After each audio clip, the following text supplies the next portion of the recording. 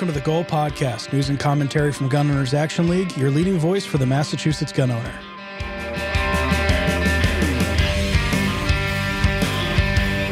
I'm Garrett, in studio with Jeff. Also joining us in studio, we got Mike Harris, Goals Director of Public Policy. Welcome, man. Yo, how's it going, guys?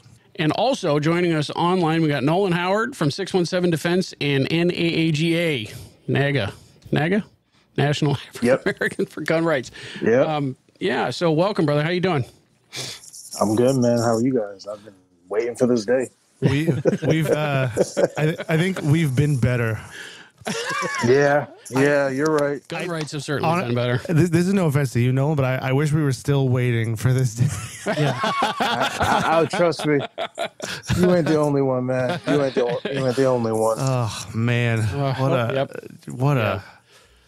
Well, so before we get into the meat of that, obviously this episode is primarily going to be about S.2572, the Senate bill that was just released last week, 3-4 days ago now. Yeah, when it's going to be rushed into a vote this week. So we'll talk in detail about that. But first, we got a couple of news pieces. The Spring Fling raffle is underway. First prize is a Sig Sauer. In the notes you had it listed as a 265. I'm going to guess that's a 365 XL. No, it's the budget 365. The 365 XL plus Hornady lockbox accessories. Second prize STS SLBX3 12-gauge pump shotgun. Bam. Plus a Hornady wall lock. A wall lock for that. One of those wall locking shotgun I got one there, pretty setups. cool.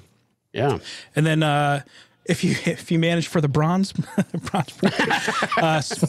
& Wesson M&P 1522, and that comes with the Hornady large lockbox accessories. Get your tickets at gold.org. Yeah, get it soon because it's not exempt under this Stop new breaking law. us down, man.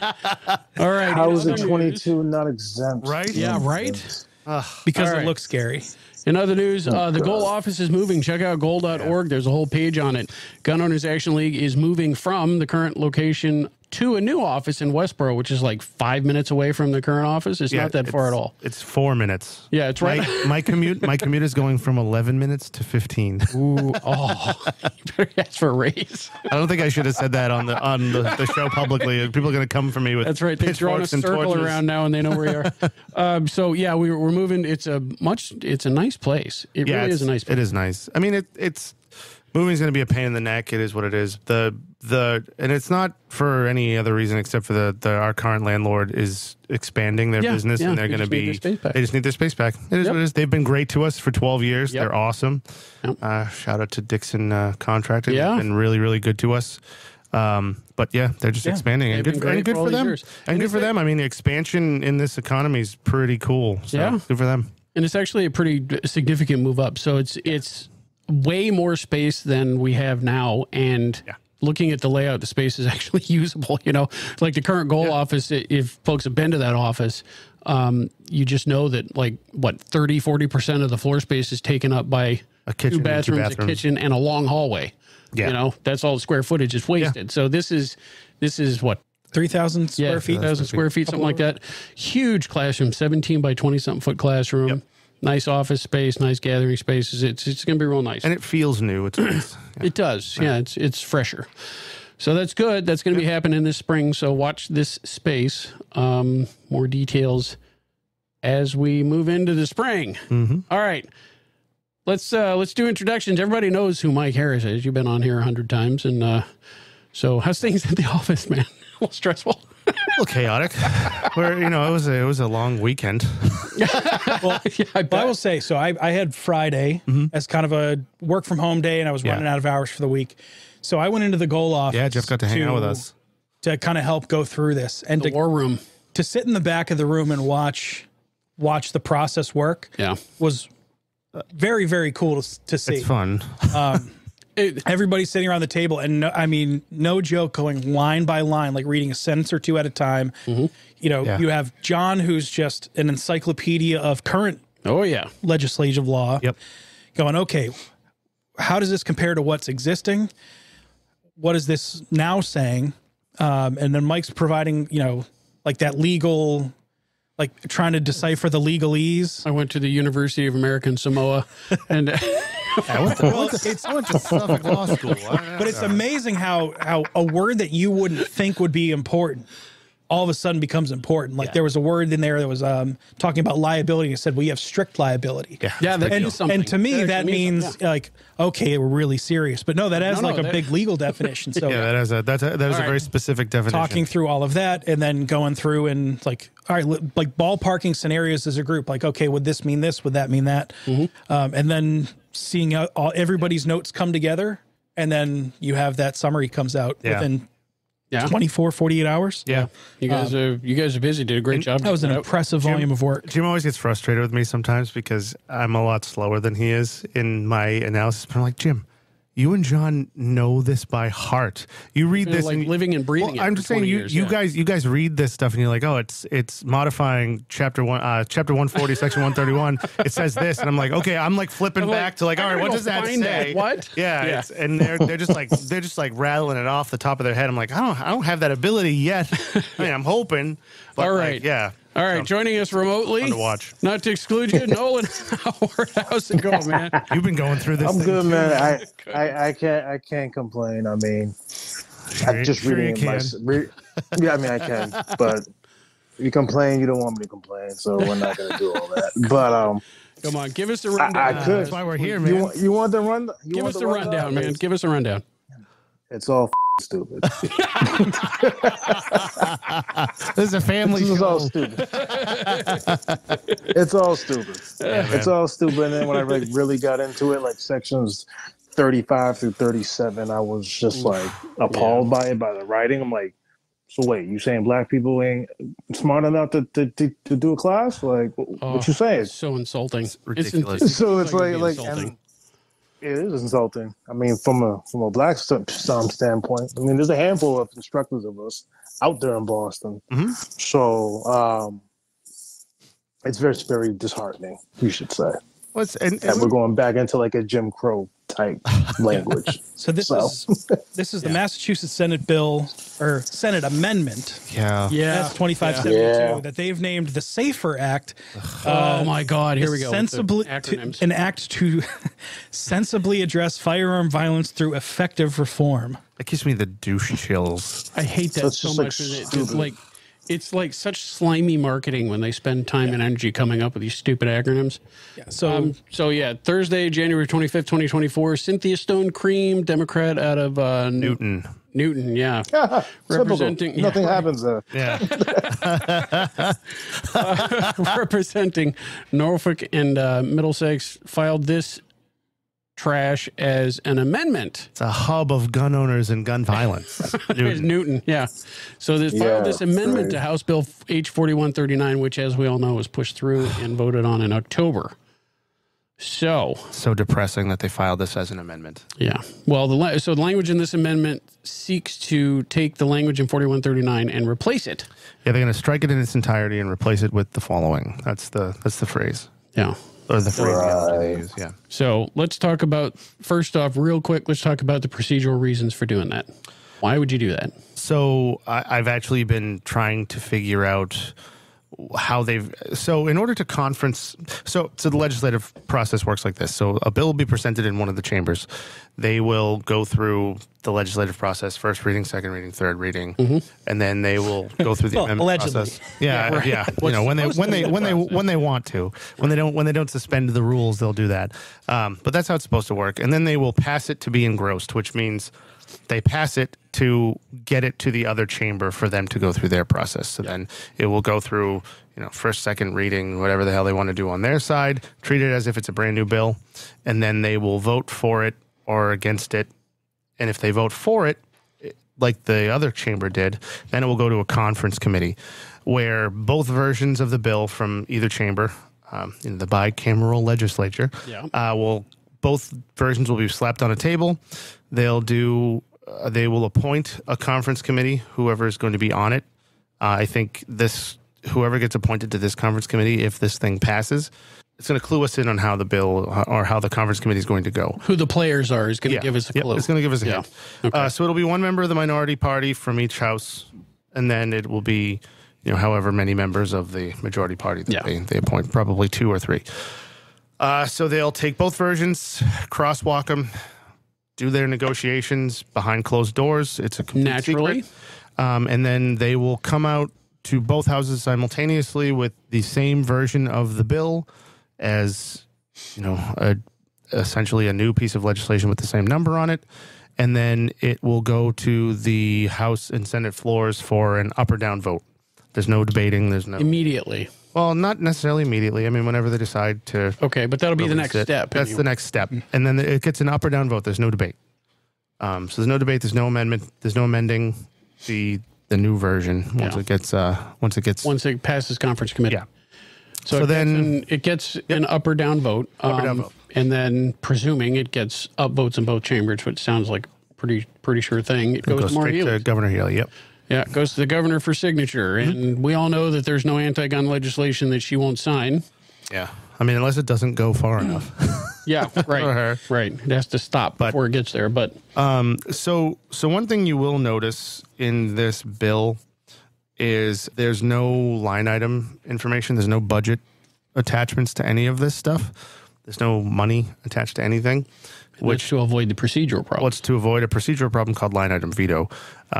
So the governor, if there's line items, if there's spending money in the bill or assigning funds to something, or if there's even a budget line item, like if you look at the budget, every line item is assigned an 8-digit code. It's 4-4.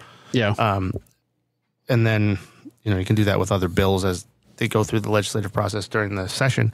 But this doesn't have anything like that. So the governor will either have to sign it or not sign it. I'm trying not to be predictive here because we don't really know what will happen, but I would be shocked to my core if she didn't sign whatever they put in front of her. If I woke up the morning after with my head sewn to the carpet, I wouldn't be more surprised. I wouldn't be more surprised. All right. So in keeping with the whole amendment structure, you said something to us earlier, and Jim said the same thing to me when I talked to him on the phone. This is the scary part. This is one of those things that we have to drive home with our members. I know this is going to come out after the vote on Friday, but we'll see what we can do. But one of the things that we're going to be pushing is the fact that they filed this as an amendment to House Bill 4139 means that all of the House language is back on the table. So when they go to conference committee, if they vote for this thing, when they go to conference committee, the House puts their version on the table, their version on the table, 142-page nonsense. Yeah, and then the Senate puts their version on the table, and they crosswalk them, and they essentially negotiate. Yeah, they negotiate.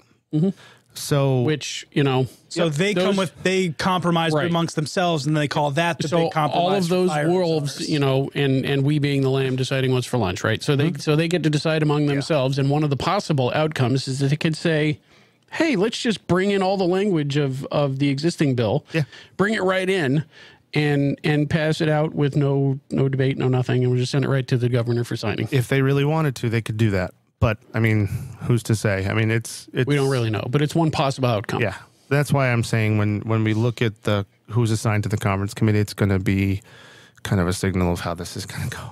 Depending, right? Like you said, who the players are. That's going to be a But I mean, we don't know what the horse trading was in the background that led to this being filed this way. I know there's some strife between the Senate and the House. Everybody talks about that. It's even been in the news. Yeah. But. It seems to me somebody had to give something up to get it to this point. And it sounds to me like this might be the compromise. This sounds, I've said it to you guys offline. This sounds like the fix is in to me. I think this is possibly. I think this is a done deal. I mean, there's no possibly. It's fixed. It's fixed. There's no possible. Which doesn't say much for the good Representative Day. No, and his reputation. So Nolan. Yeah. Right on. So what's so reactions? I don't know what to begin. What can you do but shake your head, right? Shake your head and chuckle. It's infuriating. It really is infuriating. I was gonna say we can see the look on your face, but nobody on the podcast can. Yeah, I know. It's just I can't even really know where to begin. It's just mental health. Sensitive places. I don't know. Data collection. Data collection, yeah. So you're going to walk down Blue Hill Ave at nighttime. Magnolia Ave. With a clipboard. Talbot Ave. Yeah, Norfolk Ave. You're going to walk down all these streets and give me data. Like I told them when I testified in November, I'm like, I am your data. you don't need to do data. Like I'm telling you what needs to be done. Like I live here. Yeah. I live here. You go back to respective places. I left Framingham. Right, go back to I left Framingham to come back here. Yeah, Stoneham. All these nice quiet areas when there's no crime in Wellesley and Newton, just straight Route 9. Yep. There's no problem. I don't get it. So it's just. I mean, it's what we talked about earlier, Nolan. It's you and I. We were talking about this before. I mean, this bill shows a lack of understanding of problems that exist and an invention of problems that don't exist. Right. And it's unfortunate. You know, instead of all this like training equity stuff and all these like and all these like happy words that are supposed to just make everybody feel a certain way, like let's enforce some zoning laws in Boston. Like let's eliminate some range deserts so that people who take public transportation and live in the city can get to a range.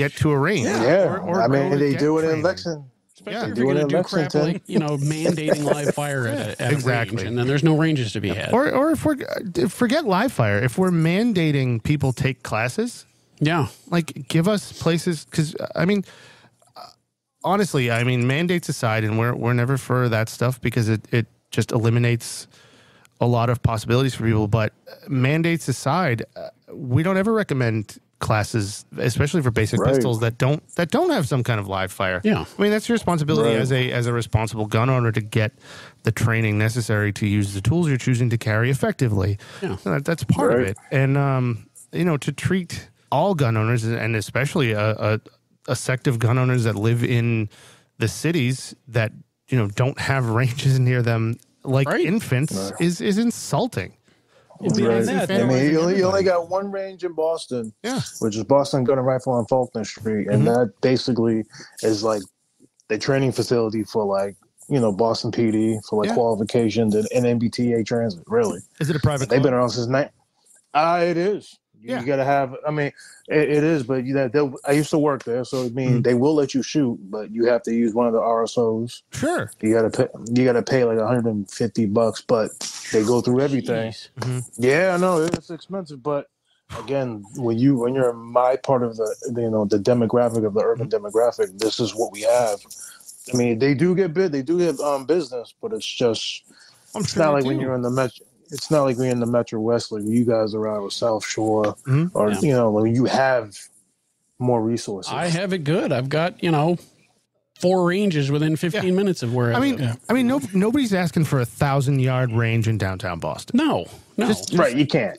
I mean, give me 25, 30 rounds. Or indoor ranges. 25. Well, I don't know. But when they tried to push sensitive places, and essentially said, you couldn't even, they were trying to outlaw carry on public transportation. If you so silly. Right, even if you could get to a range, if you lived in the city and didn't have a car, because for a lot of people it just doesn't make sense. Yeah, right. You then can't get to the range. You couldn't get your gun from here to there. Yeah, and we're not even talking race in that conversation either.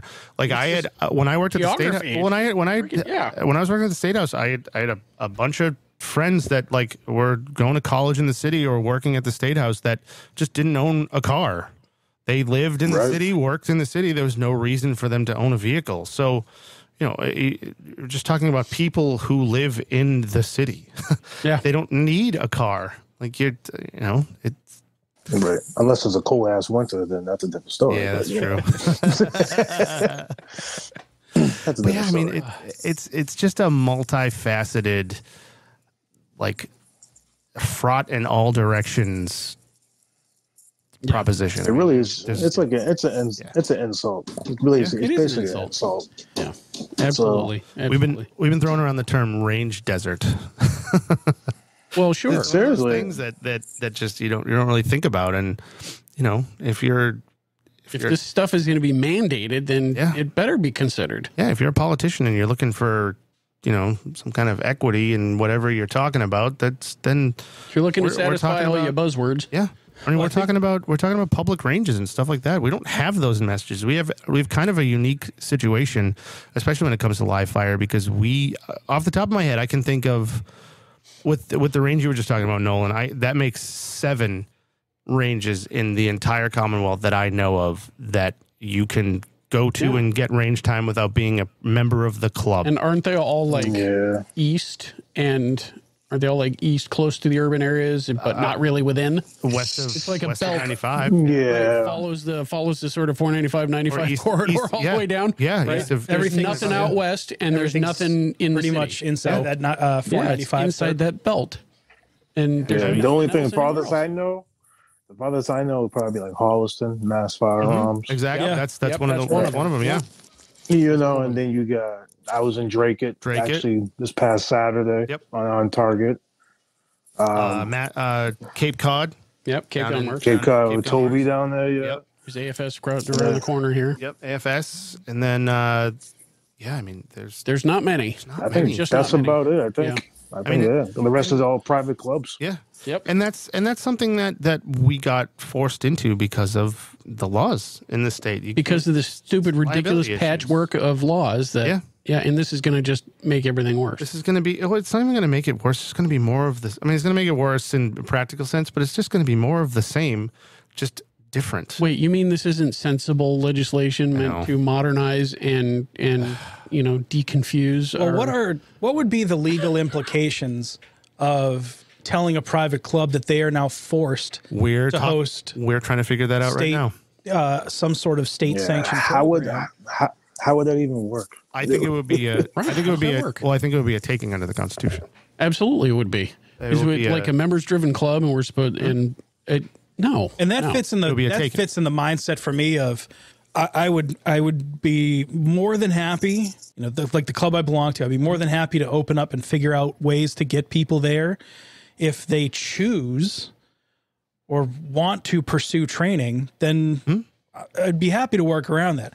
But I don't like the whole concept of the state saying that you now are going to be forced to host this training. That's the problem that we on your own time, on your own dime, and using the club's facilities and everything else to we now become agents of the state to enforce their policy. Also, dragging a bunch of people in every month who have never fired a weapon before. Many people, hundreds of people. Anybody who wants to apply, and if you're applying for the first time and you're going through this training, that means you've never fired a gun in Massachusetts before. Probably not. Yeah. So the liability issues for private clubs is through the roof. So our club that's a problem. At Mansfield, we are actually unusual in the private clubs around here. Is that we're actually pretty instructor friendly. We allow instructors to come in. That's good. They have to carry insurance and all that stuff, but they can teach on club property. We even have a special range for that. That's why women on target are there. That's why they're there. So, but we are actually pretty unusual in that regard. And a lot of clubs, are like, no, we just can't, we can't support that. They don't have, they don't have the external facility. We don't have policies. Right. We can't do that. We can't just bring a bunch of people in. And a lot of these clubs have been around since the 1800s, the 20s, 30s, crazy years. There's a fair number of them where it's like a dozen guys out in the woods that just have right. One of them brought a hunting blind out. There's a clubhouse. Yeah. Pretty much. I would love to see how this works. I'm really curious. That's a club of at least 4 right now. Well, I think I think it wouldn't work, and I think that's the intent. Yeah. The fact that it's not going to work is a feature, not a bug. I mean, it's one of the things that we've been kind of discussing around the office is how they would implement this stuff, effectively. And I think our conversations with members of the Senate is why you don't see live fire in this bill, in this version. In this version of it. Yeah. Well, we see it in the amendments, of which, by the way, there are 79 amendments that were suddenly filed. As of 5:15 this evening? Yeah, they all showed up on the website. I don't understand what Senator Moore's aversion to suppressors is, but that's fine. I don't know. He seems to have wants everybody to have hearing damage so they can't hear his nonsense. Yeah. But they dropped the bill on Thursday, and they said by Monday at 5 p.m. all amendments have to be submitted so that they can push this to a vote on this coming Thursday. So our typical release date for a podcast episode would be Friday. Yep. So in theory, they dropped the bill. We don't even have time to react to it. All the amendments have to get filed. It goes to the floor for a vote, and that's prior to like a 2-week cycle. Well, that's I think that's by design. I mean, they saw our response to the House bill. We shut them down on their first try. That's I know this is a lot of doom and gloom and stuff, but I'm pretty proud of that. I am too. You can't say enough about the gun owners. Stopped and so their forth here. first attempt. Yep, actually put a stop to it. That does not happen in a state like this. It's kind of neat. Yeah. But they also pulled all that nonsense where they said, "Hey, we're going to have 56 gun bills that are all going up all at the same time, and you only get 3 minutes." They always do now, that, though. Gold did a testimony, but Nolan, you did a testimony as well. I did right after you guys. That was fantastic. It was right on point. It was right on point. So it was questions for them. They were just like, "Who the hell are you? When did you come from?" So I kind of gave a perspective that they didn't even know. They're just like, "Whoa!" Oh, that I'm sure they didn't. That's why it probably maybe sure they didn't want to hear it. Worked in our favor. They didn't want to hear it, but you're gonna have to now. I think after this bill, you're gonna have a lot more angry black people who do carry. Well, I think they for the ones who are aware of the situation, we'll be angry about it. But there's still a lot even in Boston who don't want to carry a gun or don't even know about this. So when I look at this bill, it's like inclusion. You're doing affirmative action, which is really not what I said. I said, how come we can't have the same resources you guys have in the Metro West when I lived in Framingham from like my young age to like 20s? Like, what is so hard about that? It's part of that's going to come down to the city council in Boston. You know, they're not going to want this stuff in the city. That's and then look how everything else is going for you right now in the city. Exactly. Huh? Yep. Yeah. Migraines is something. So that's different. That's another story we could talk about later on. And one of the provisions of this nonsense was to allow municipalities.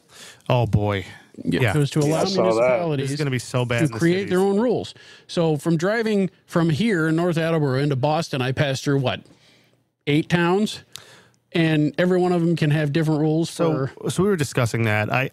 They can't enforce that stuff. They can't enforce that stuff on the roadways, like in between town. Like there's more to it than that.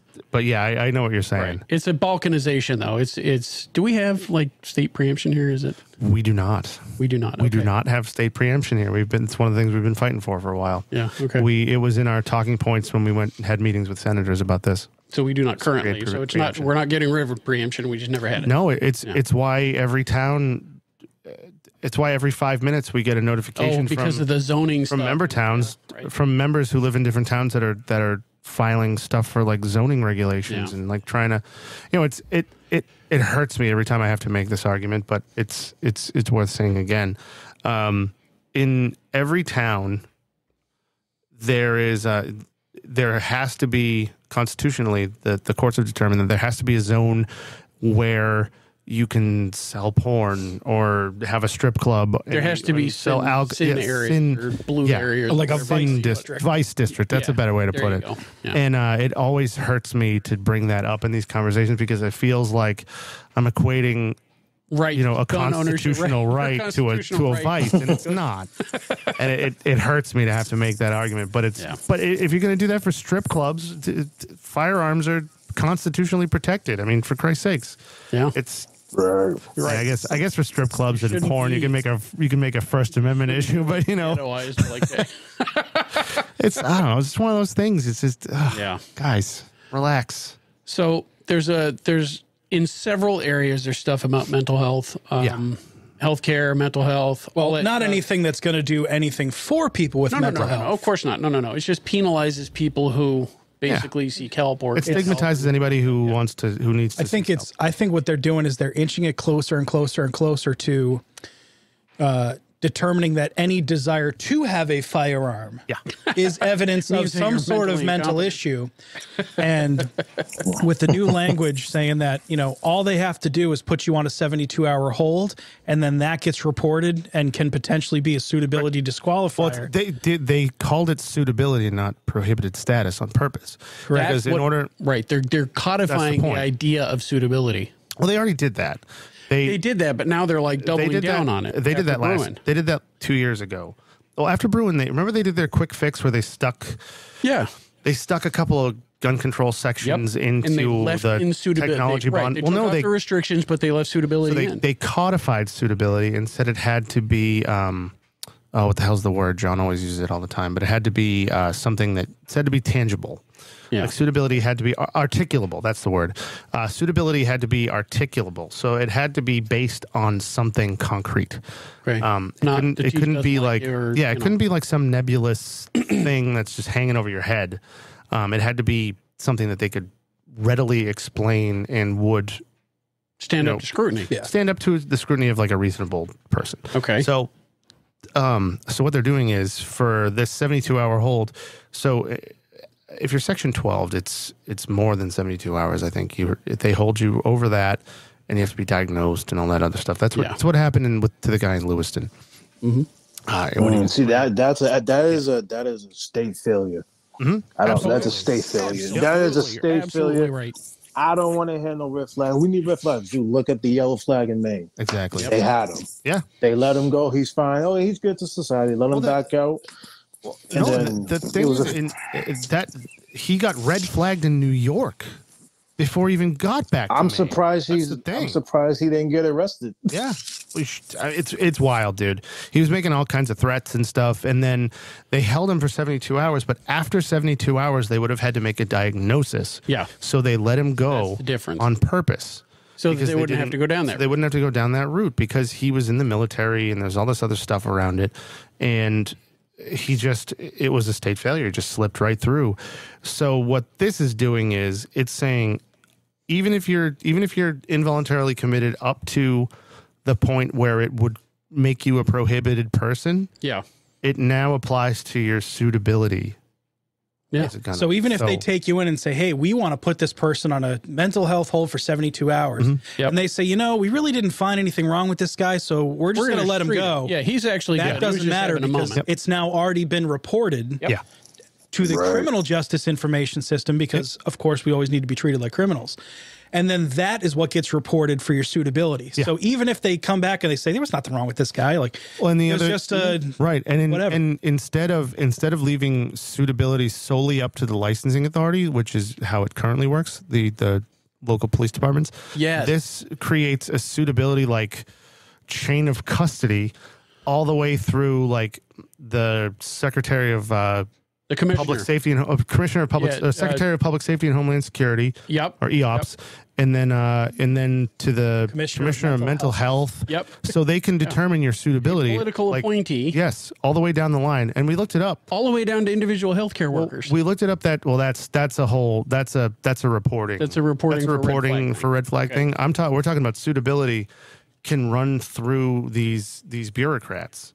And do these bureaucrats have access to your medical diagnoses? Possibly, yes. Well, I'm pretty sure that's not law. The current language of the law, I think what they tried to do is not your diagnosis. Is not to suck in a HIPAA violation. So they said, well, we can't share any diagnosis information or anything too personal. Just as you were held. We can just say that you were held, or you were detained for that purpose. But again, so therefore, you must be a danger to yourself or others. Well, wink, wink. There's a bunch of protections. There's a bunch of protections for HIPAA information that would have to go before a judge for determination before they could turn that stuff over. However, it creates this like wacky chain of custody of these mental health claims all the way through like all these bureaucrats. And we looked it up. The commissioner of DMH, not a doctor, she's a lawyer. She's a political appointee. So I was thinking, I was like, all right, maybe the qualification to be this commissioner or the secretary is to be a licensed psychiatrist or a licensed doctor. It's not. Nope. She's a lawyer. She's a nobody. The current the current commissioner is a lawyer. Even that protection doesn't even exist. But again, you can have. You're not a prohibited person in the sense that there's any legal tie to it. It's just they can now could become an unsuitable person. But now you're just you're an unsuitable person. So by default, you get your rights stripped away. You never saw the inside of a courtroom. You never talked to an attorney. No. You were never arrested, and now it's just a matter of hey, we think you're having a tough time there, Mike. So we're going to go this route. So we're going to go this route. We're going to stigmatize you. We're going to make you feel bad about yourself, and then we're going to make you spend money to appeal this decision, and possibly. So it's a money grab. It's just a money grab for this state. That's all it is. We talked about that earlier. There's a whole bunch of that stuff, man. Oh, yeah. But the entire point is to price people out of their rights. Yes, absolutely. If you can't afford your rights, I'm sorry. Like, it's a pay to play game. And even in that Kavanaugh concurrence to Bruin, the one that everybody cites to defend licensing schemes. Yep. Even that, he says, if the obligations to acquire such a license are so onerous, are so de facto onerous that the average person wouldn't be able to follow them in a timely manner, then it's still unconstitutional. And there's a lot of that stuff. But people are ignoring that part of it. So extend this to red flags, right? So actual red flag for reporting now. Any healthcare worker who has faced you in the last, 6 months currently? Yeah. But indefinitely, according to one of the amendments. Yeah. So the only saving grace for this section to me, and there's also two types of licensed social workers. So the only saving grace for me is it's an enumerated list of people that can do this. It's a long list. It's a long list, but it doesn't say. So it's not going to be like your dentist, or. But it doesn't say. It doesn't say like anybody with an interpersonal relationship, or they like to throw in the phrase including but not limited to. Yeah, and it doesn't say that here, which means it's just these folks, just these people. Yeah, it's just them. But it's once an enumerated you get the camel's list, nose under the tent, that list can be expanded at any time. That's the nature of this bill in the first. That's the foundational nature of this bill to begin with, Garrett. Yep. I mean, so all right, assault weapons. This is going to be the big one, right? Me and Jim are gonna have an aneurysm over this 5 rounds. I had an aneurysm early looking at it. So you are re-implementing something that's already on the books. Yep. That doesn't make any sense. So it's like you're doing something twice that's already been done. Yep. And like I say to people, we don't have a rifle problem. We have a handgun problem. Yeah. Mm-hmm. And so, like, why are we trying to focus on this for something like if I walk down the street on Blue Hill Ave with an AK-47, I guarantee you another black person will call the cops on me. Yeah, I mean, there's no sense. I gotta be honest. There's no assault weapons, as they say in the city of Boston. There's none. Yeah, I'm sorry, but that's where I think all this language around the prohibited areas and the opening of the door to allow municipalities to make their own rules. Yeah, we opened that door when we allowed them to license our rights to us. Yeah. No, why do we have a license if we have prohibited places?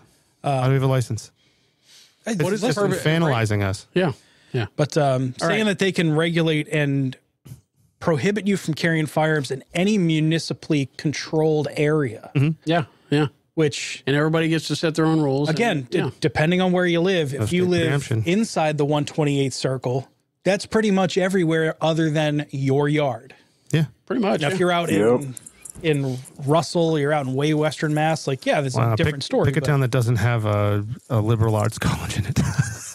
Yeah, right. No, I know what you mean, but I don't know. So getting back to the assault weapons stuff. So people really want to hear this one. There's only 2 spots, or there's 3 spots, I guess, where the language is different from what we currently have. Mm-hmm. One is they added a barrel extender to the assault pistol. Yeah. Prohibited stuff. So I just this one made me kind of laugh to myself. So you build yourself an AR pistol with a brace on it, and then you put an extender on it that makes it now a 16-inch barrel. So now you have a rifle with a shittier stock on it. What's the point of that?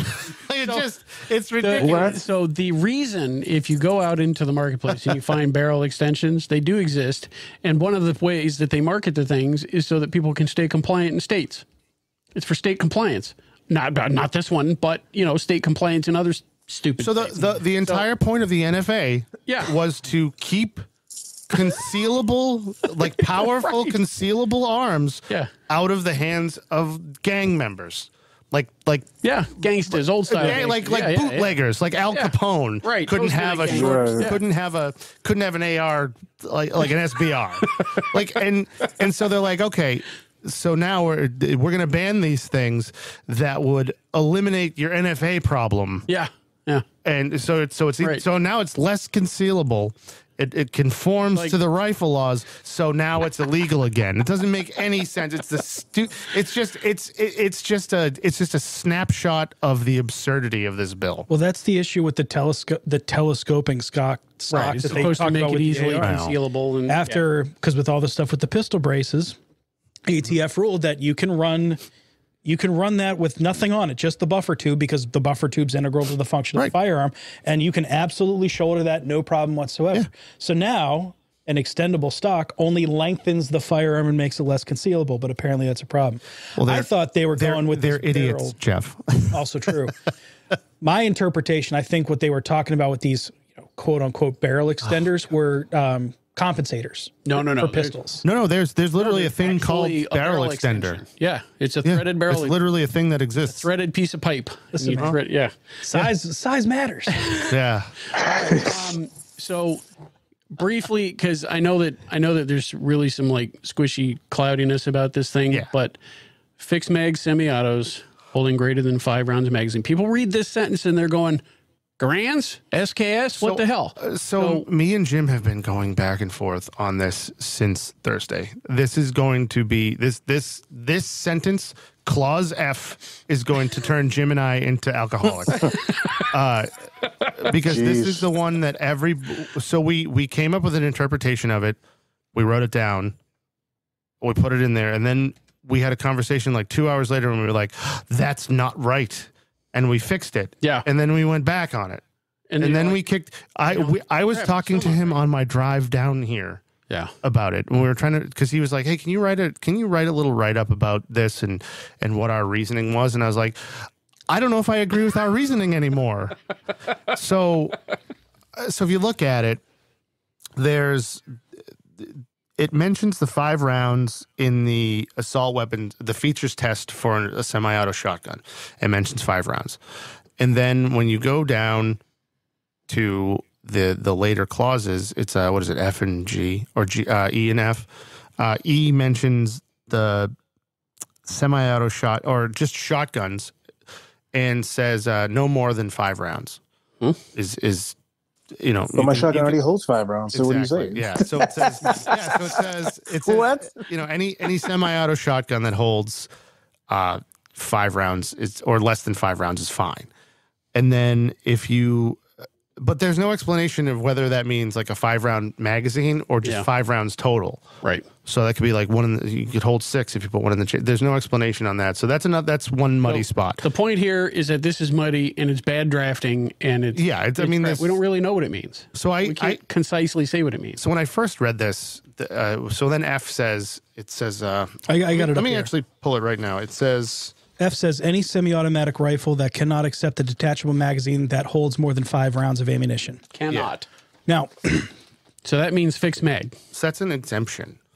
That's right. but that says fixed mag. That's saying it's talking about the shotgun stuff, and it says, however, that quote unquote assault weapon shall not include, and then it goes A, B, C, D. Mm-hmm.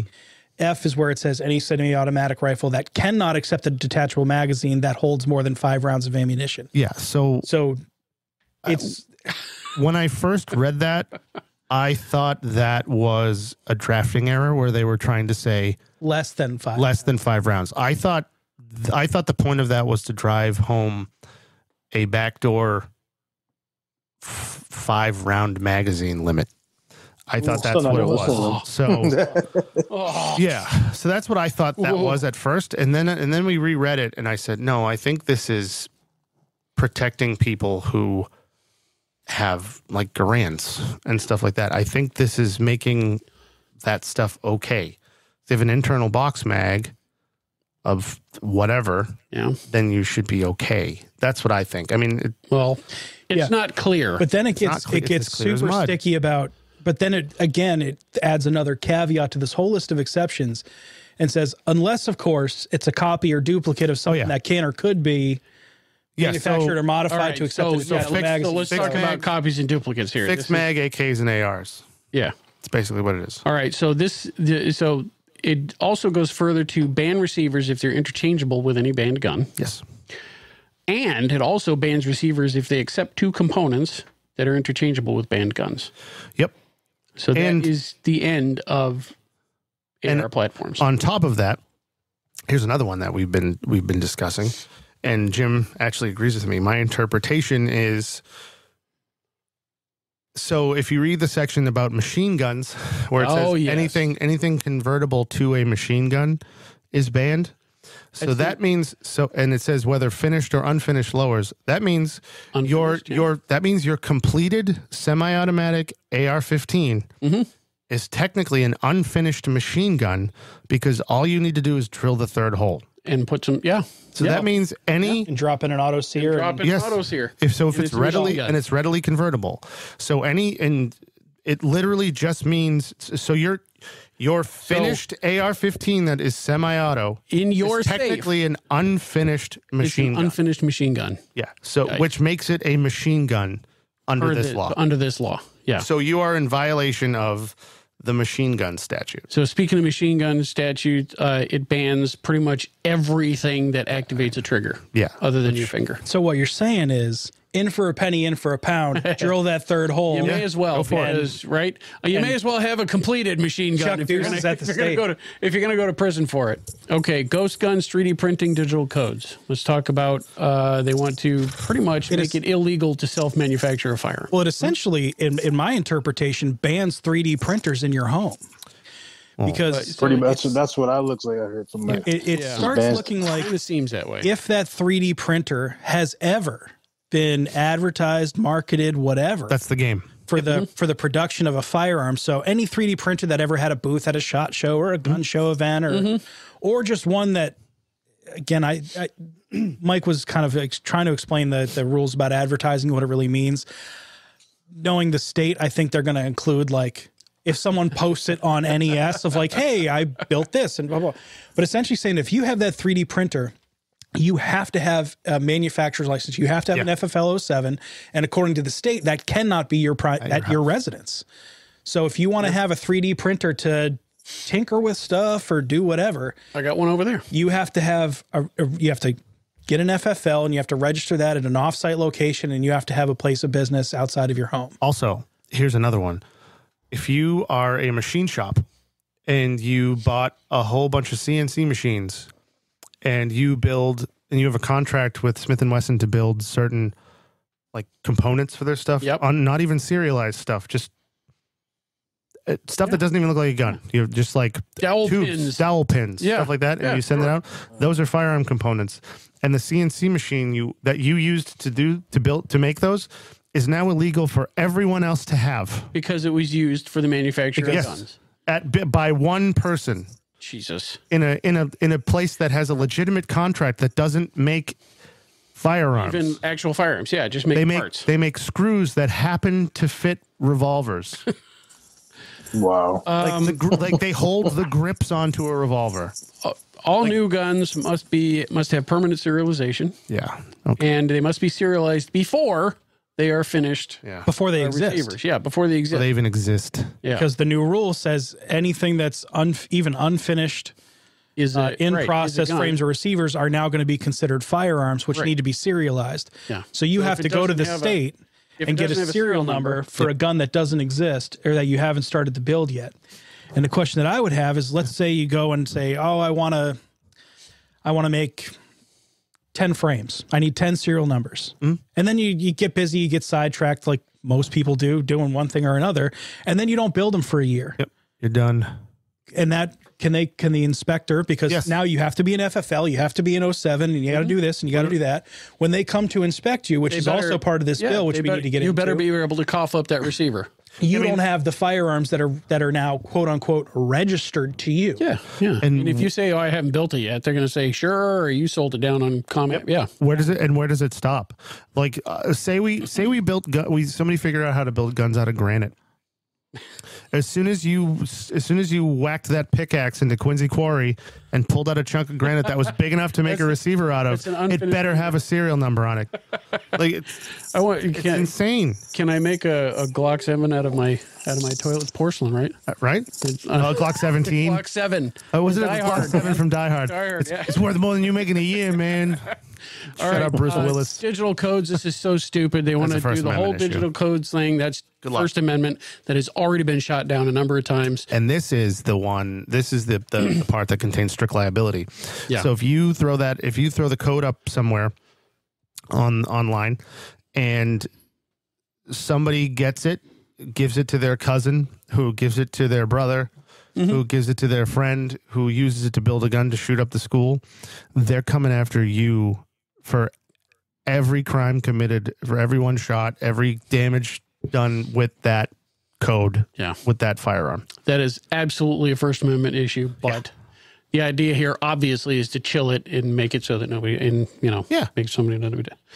And that, I mean, it's the same argument as the pistol roster. It's an attrition. It's a ban by attrition. All right, there's some definitions. So the thing about some of the definitions, redefining the term firearm to fall in line with the federal definition. Kinda. It still means stun gun and handgun. Yeah.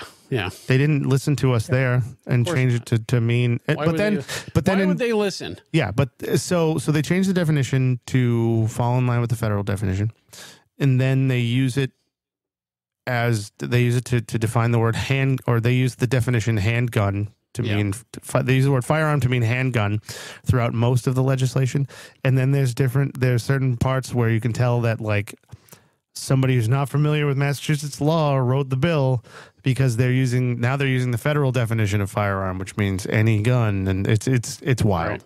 The upshot here is that it means the end of frame transfers for us. Sure does. Yep. No more Glocks. The end of frame transfers. Not only does it end frame transfers, but then they go on, and it will then be illegal to sell any firearm that you have assembled yourself. Yep. Unless you have a license. Unless you have a manufacturer's license. You'd have to have a manufacturer's license. So if you have a Glock, you're dying with it. It's coming with you. Good. I'll take them both with me in my coffin. There you go. So there's a lot of garbage in this bill. Again, this is not an exhaustive analysis. It can't be. No, it's not. There's a lot of stuff in there. It can't be. There's a lot in this. It was 35 pages? Yeah, 35 pages, 39 sections, I think. Yep, and they're touting it as the new and improved, more condensed version, but it's the same garbage as before. From my perspective here, it's unsupportable as it is. Yep, that's our perspective as well. Yeah, this is not amendable. It's not supportable. It is not. First off, from an amendment standpoint, this thing was poisoned as soon as Day started doing his thing in June. Oh yeah, the fact that they used this.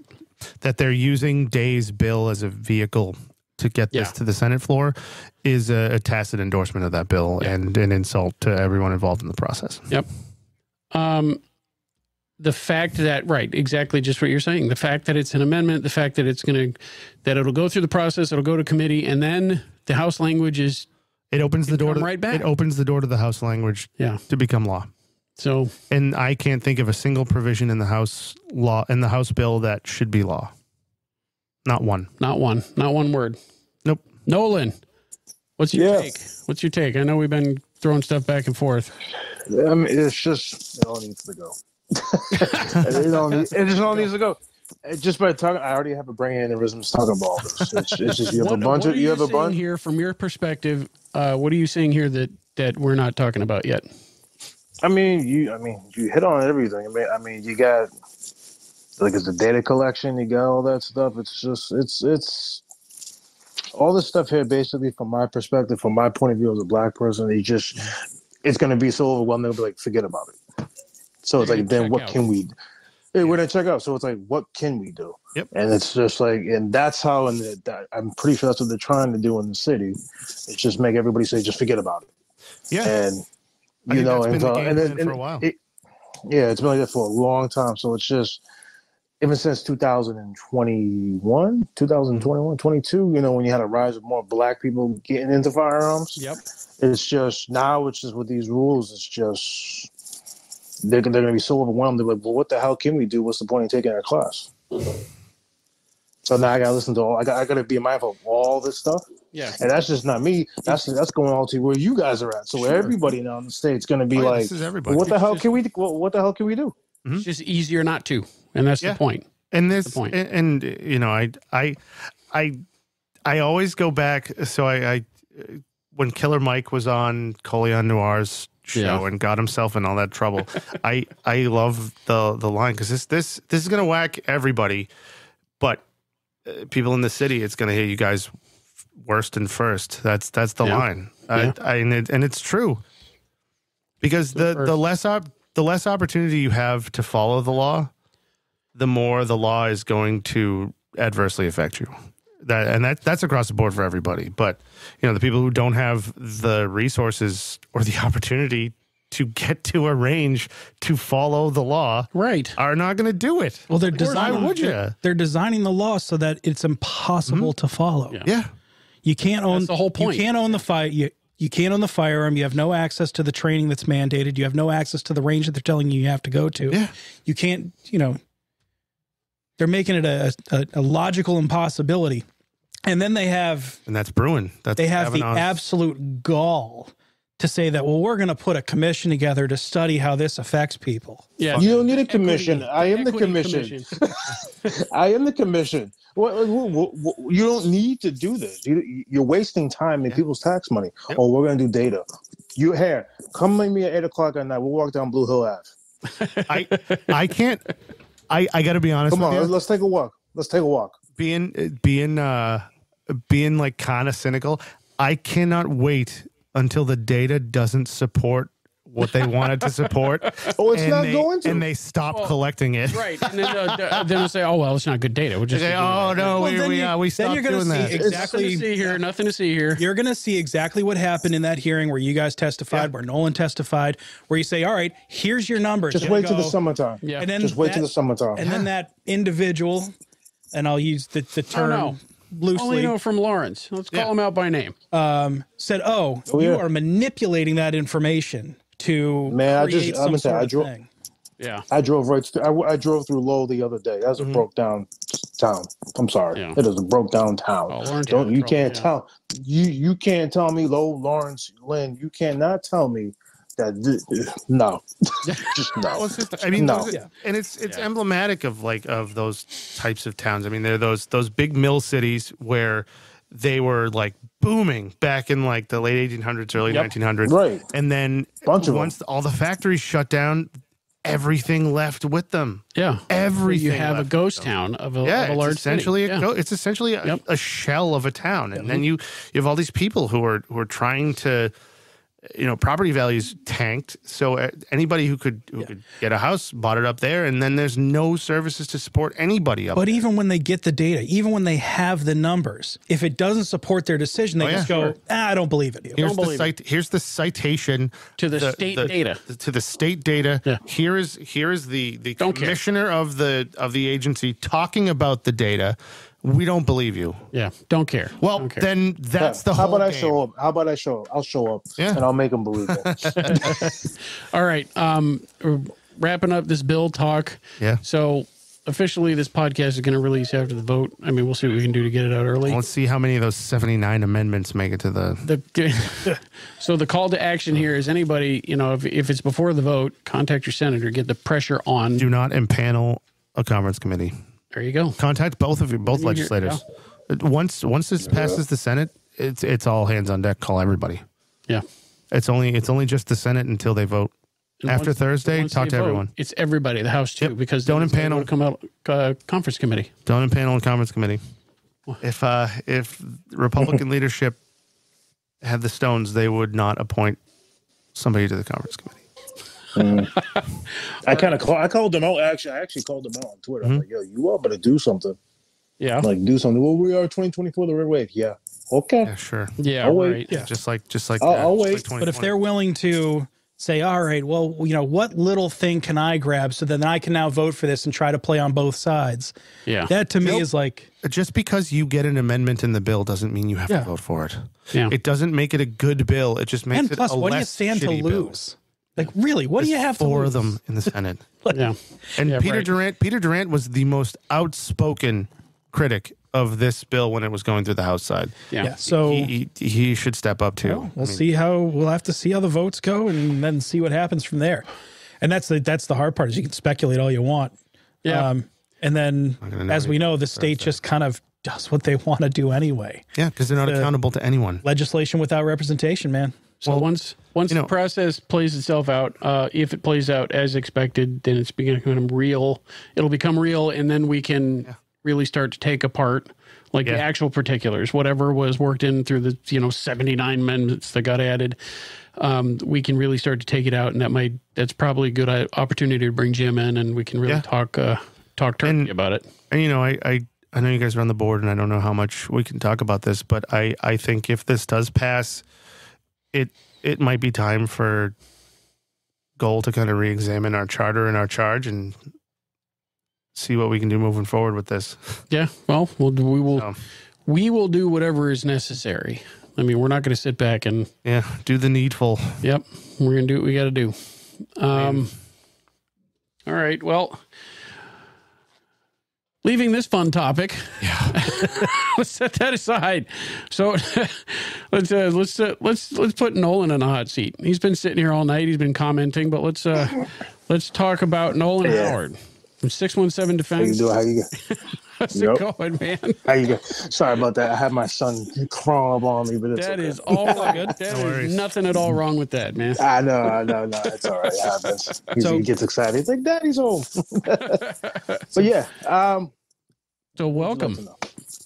Thank you, guys. Appreciate it. I've been a fan. Listen to you guys. Cool. You guys do wonderful stuff. They do a good job, huh? I feel uninformed sometimes when I come on here. I do too sometimes. I'm like, wait a minute, I didn't know about that. They told me about this. So it's like for two people who have appreciate that full-time jobs, separate. You guys do a great job. That's awesome. But 617 Defense LLC. So what do you guys have going on? So basically, I'm a firearm instructor. So I basically, I teach classes. I'm taking the year off right now. I'm getting married in June and stuff. So congratulations! Yeah. So nice. But last year I was doing a bunch of classes with my partners, Antonio Miles of the Urban Shooting Experience, who's also another Black instructor. So we kind of work together. Cool. And just basically, doing gun safety. Beauty. Other classes from.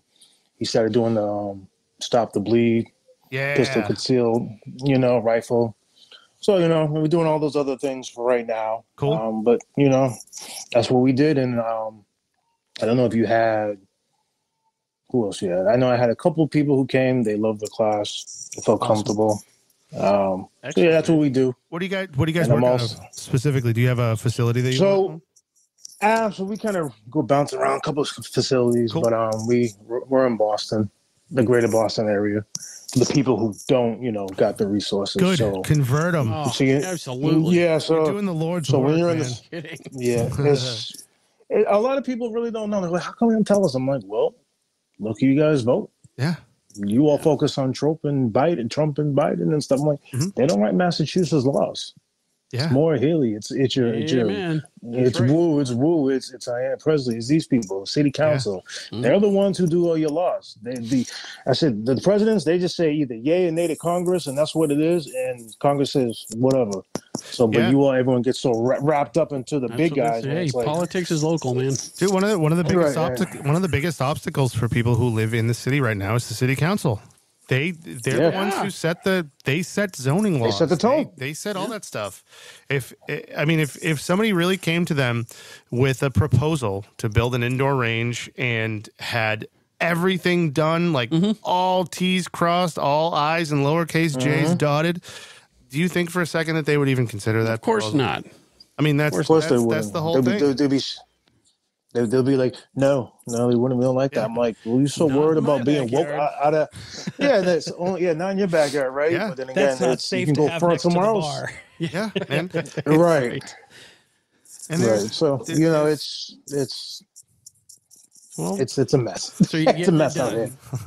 So we'll get it done. Your other hat. Yes. Tell us about it. So I am the president of NAAGA Massachusetts, which is the National African American Gun Association. Mr. Philip Smith. I don't know if you all spoke to him, but he is the president of the organization out of Atlanta, Georgia. So there's over like 2,000 chapters. Chapters? Wow. Yeah. Woo. No way. Holy cow. Yeah. Yeah, so if you all really are interested, like I say, if you're everybody's invited, doesn't matter. NAAGA is not a prejudice or a racist thing. People get kind of like, wait a minute, it's all black people in the name. I can't go there. Well, I was like, yeah, you can, because we just had a white guy on our range there yesterday, a couple days ago. So, hey, it is what it is.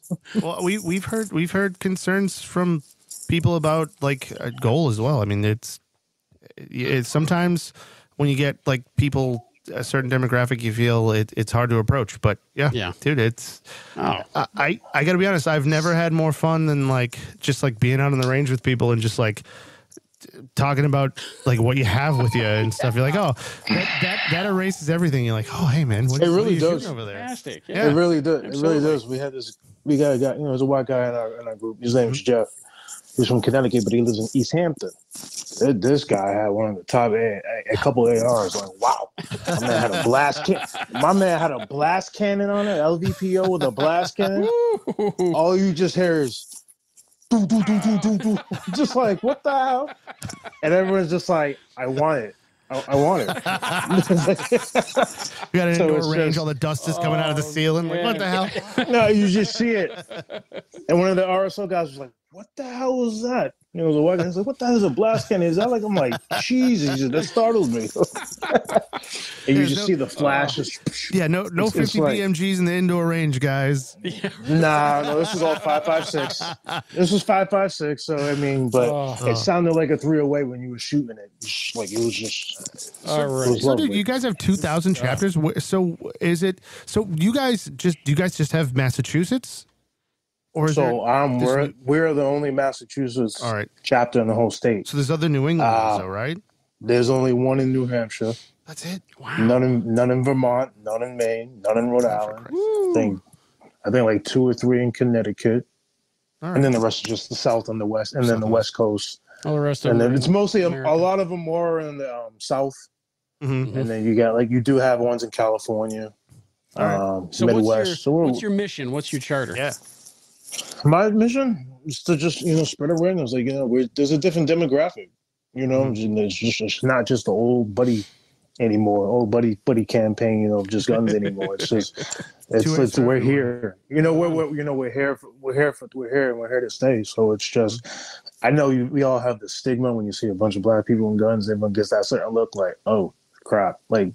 No, like we have people who are legal who do it the right way. That's right. And awful gun owners too. Yeah, for everybody. It's for everybody. So it's just, it's my goal basically is just to have the biggest Northeast chapter in the Northeast sector. Awesome.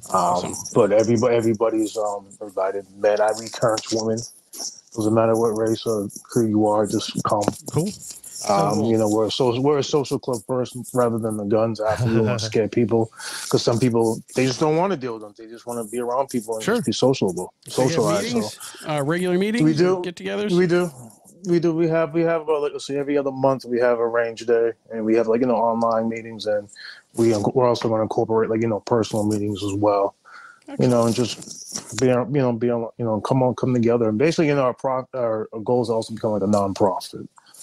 Oh, yeah. Excellent. So if someone was looking to find an event, participate in an event, join, whatever, where would they go to find you? So you can go on we're on IG, we're on Instagram. So you can go on NAAGA Mass. NAAGA, 2 A's, right? Yep. Or 3 A's, but NAAGA.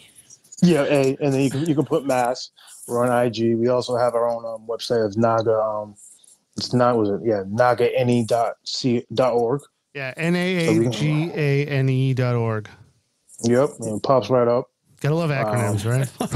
Yeah. I want somebody to just come across that website, not knowing what it is, and just come across that acronym and try to figure it out. What the hell? Yes. What the hell is this? But that's what you can go up there. You can email me. You can either You can email me. You can email me at NAAGA of New England. At gmail.com. Or my personal one at NolanHoward05 at gmail.com.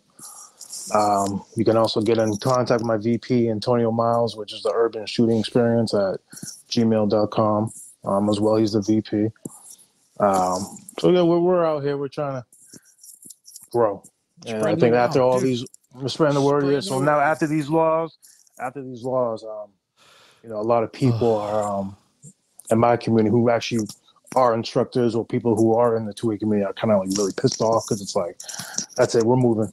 Like, you know, dude, you know how the wives want to be. My fiance wants to stay here. Yep. Education, medical. So I get it. Yeah, I don't. It's like I get it. You know, it's like, can we move to New Hampshire? Please move to New Hampshire. I get the please. same thing, man. Same. She's like, but there's nothing up there. It's just right up there, man. It's not that far. She's like, there's nothing up there. I'm like, exactly. There's nothing up there. Exactly. What's the point? It's freedom. I don't know. Nothing. You got to pay a little more for the housing and the automobile, but it's freedom. You don't have to worry about nothing. Well, as bad as it is, I like to hang around and stir up some trouble when I can. You know. So. Yeah. Someone's got to do it. I'm not a pick up stakes and move out of state kind of. Well, no, I probably will be staying. There's a guy from California. Oh wow! In my plate, yeah. Well, you're a smart man because Newsom is just a. Oh, dude. Oh my God, that guy. I still have family out there. It is such a wreck out there. Right now. I got a cousin in San Diego. So, you know, former Pathfinder guy in the Army. So he's just he's telling me all the governors are stupid. I'm trying to warn him. I feel he is. I understand. And he's going to run for president in 2028. Mark my words. They are going to usher in the utopia if they have to spend every dollar of your money to do it. Yep. Yeah. Every drop of your blood. Yep. They will. All right. We have. It seems kind of moot to even talk about it now in light of all of this stuff. But there wasn't an update to the approved roster. We usually like to talk about these when they come out because, you know, not because we're like supportive of the rosters or because of the bull crap that the state does, but because we're gun guys and we enjoy talking about guns. Yeah, it's cool stuff. So there was an update to the firearms roster in December. That has a couple of new kind of decent pieces in it. First up is the Century Arms. Is the Canic, right? It's the Canic, METE or the METI or whatever that is. MC9. So that's it right there. It's a compact. It's a compact 9mm. Three color variants. Three color variants. Yeah. Never been done before, right? Black compact 9mm polymer gun. They should have just gone all the way and done a fourth one with a black frame and an FDE slide. Well, that's a missed opportunity, right? The colors, yeah. Right. I was thinking about that. Or like an olive drab color. There you go. Nobody does green. Nobody does do green. I would do green. I would have made my AR-10 next build an OD green. I got a green upper and an AR, and my Beretta 1301 was in the OD green. Oh, you got the OD green? Oh yeah. Yeah, his shotgun's OD green. Mine's black. I wanted the FDE one, but I went black. I like that green one is hard looking. It's cool. But and then FN. Oh, dude, the 509. The Tavor is an OD green too. Ooh, that's cool. 509 tactical? Right on. Or just the 509? I think it's just the 509 version. I think so. This is 509. They added a couple of color variants to the midsize. But does that mean all variations of the 509 or just? Oh no, it does not. It's just the 509. Yeah, just the right. It's the 509 midsize. And then there's a couple of new color variants for the 5.7 MRD. The MRD is new, but there's two color variants available for it. So the MRD is. Wait, did you say there's a Henry on there? Yes, that Henry was like the most exciting Henry to talk about. Yeah, so Henry has a couple of brand new revolvers. Bam! Check those out. Those are dope as hell. Yep, brand new to the roster. It's the H017 GDM. Really. Well, that's the SKU number for them. Yeah, but it's the big boy. The big boy. It's literally called the big boy revolver. Yep, one in 357 mag, the other one in 38 special.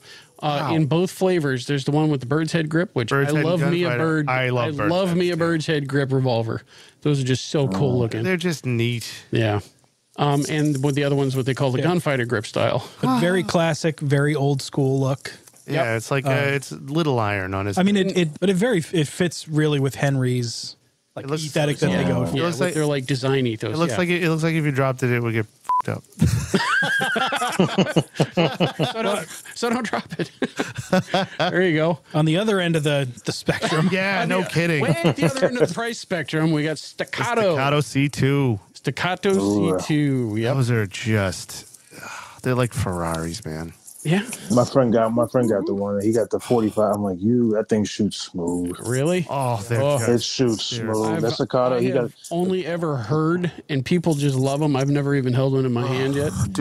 My friend got the $1,200 one. That trigger is smooth. So nice. It better be. That 45. That 45 is smooth. That thing is smooth. I have a buddy of mine who lives in Rhode Island, so we went down to go shoot his guns. He's a member at one of the clubs down there.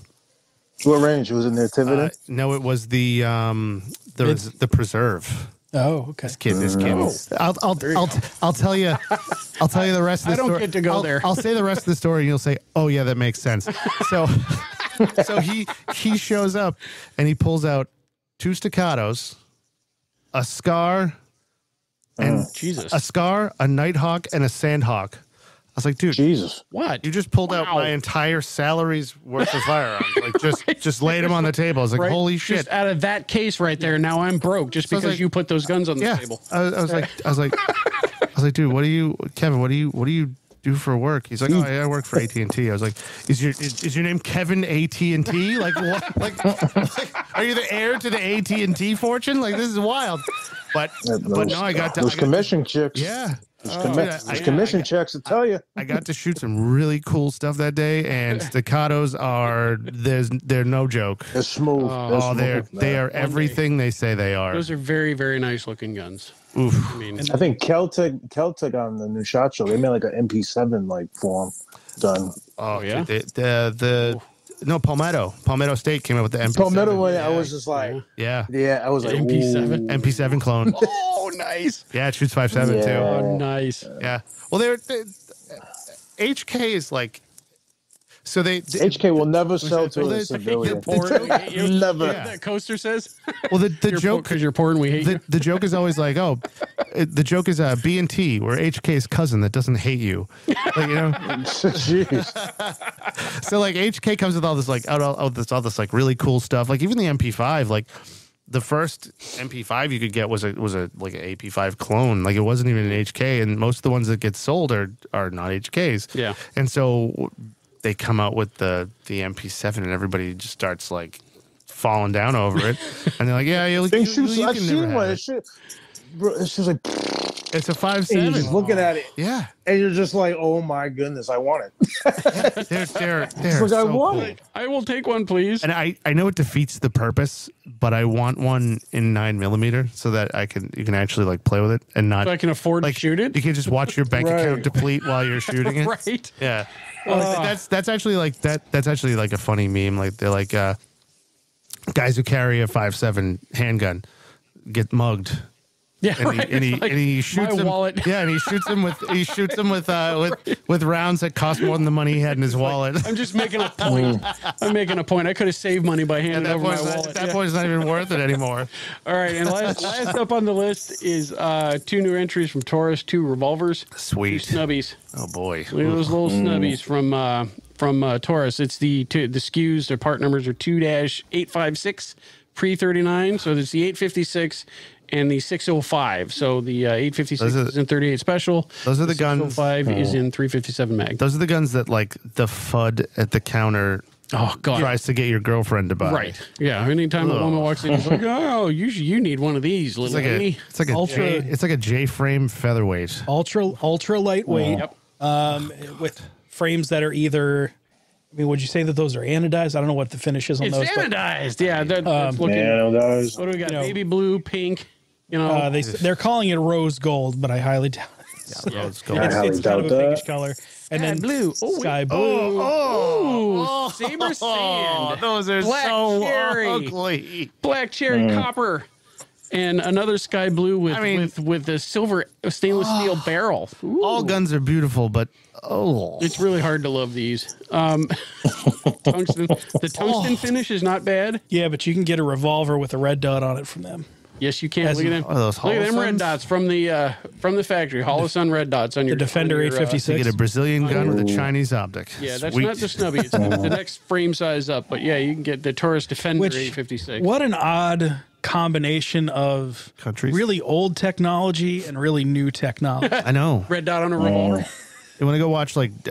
I'm a child of the '80s, man, where they put the big hogs and it's got a scope on it that's like that long. Yeah, dude, I would love to see like. I'd love to rewatch like The Good, Bad, and the Ugly, and watch pull out with like a red dot on it, like. Hey. Oh, great! Her Joe Piscopo from Pull or like or see like Doc Holliday, like I'm your Huckleberry, a red dot. I love that movie. Oh, it's the that is the best movie ever made. And guess what? It might all be, Oh, Jeff, you're such a downer. Daisies. Then it becomes really important to see what does and does not go on the approved roster.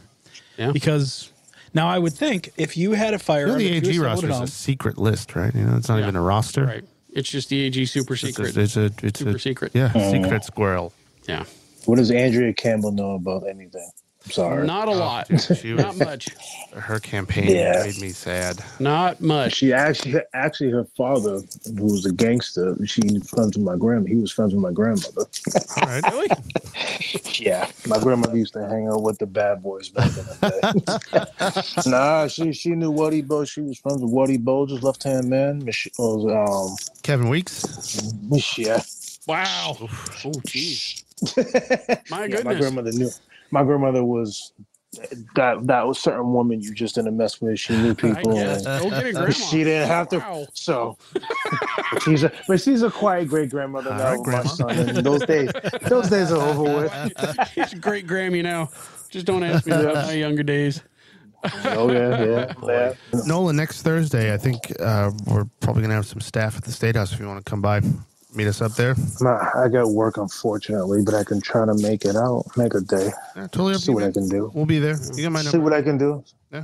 See what I can do. If you see John, tell John I said hello because John was my instructor. John was my instructor, y'all. So he's a good dude. If you do swing by after they pass this thing, we can go get drunk. I know. I gotta keep my figure for the wedding. I gotta that's true. Watch your girlish figure. That's true, sweetie. Right. All right. So let's. So that's that. Let's wrap this out. Nolan Howard, thank you for coming on, man. It was great to have you. We'll have you on again. Thank you, man. Next time you gotta come down to the studio. Yeah. Right. You can. Yeah, I'm gonna come down next time. Yeah, I'm gonna come down. I'm gonna come down next time. I think also. I'll probably talk to Antonio. I'll talk to Antonio. We both can. You'll see. He'll have a better feel, a vibe in person. Well, excellent. All right, give me one more time your email and web addresses. Sure. So you can either follow me at 617 Defense on IG, on Twitter 617 Defense LLC. My email address is 617defense@gmail.com. My website's down for right now, but it'll be back up.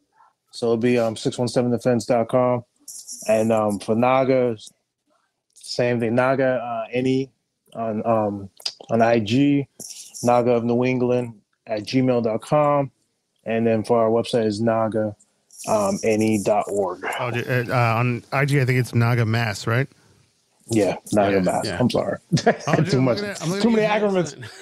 I'm looking at you hanging out with Toby right now.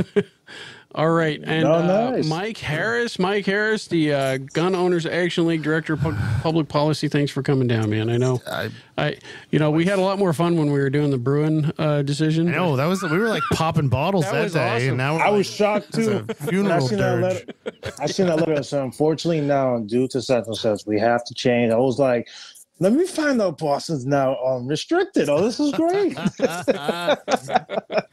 Oh, Mike, thank you for coming down, man. Yeah, hell yeah. Appreciate all your input, all the work that you guys are doing, keeping on top of things for us at the legislature. Jim's going to be on Cam Edwards tomorrow, too. Jim's going to be on. Excellent. Yeah. Excellent. So watch for that. Fun stuff. We'll try to get this episode out as quickly as possible, but no matter when you hear this, the call to action is get in touch with your legislators. If this is going to be stopped or slowed down, it has to be from people putting on pressure at the State House. We did it once. We slowed it down. Yep.